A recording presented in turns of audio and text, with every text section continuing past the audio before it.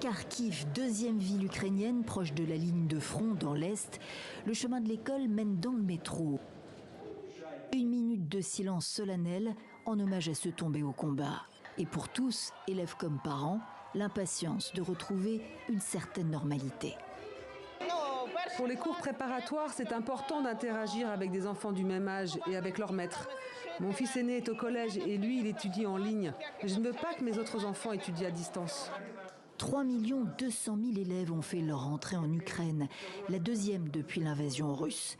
Près de la moitié étudieront en présentiel, un quart en distanciel, dont les 400 000 déplacés de la guerre hors du pays. Kharkiv fait par ailleurs partie des localités qui ont adopté un système mixte. Il concerne 30% des scolaires en Ukraine.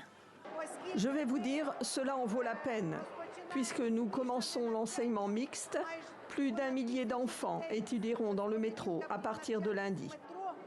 Des classes ont été construites à cet effet dans le métro. Avantage, être protégés en cas de tir de missiles russes. Des abris anti-bombes, les écoles qui l'ont pu en ont aménagé pour éviter l'interruption des cours en cas d'attaque aérienne. Les villes de l'Est et du Sud ne sont pas les seules concernées. En Russie aussi, l'école a repris, sous le signe de nouveaux manuels revisitant l'histoire et vantant le courage et l'héroïsme, avec une introduction au service militaire. Le patriotisme, valeur la mieux partagée en Ukraine comme en Russie, nous sommes invincibles, assure Vladimir Poutine face aux jeunes.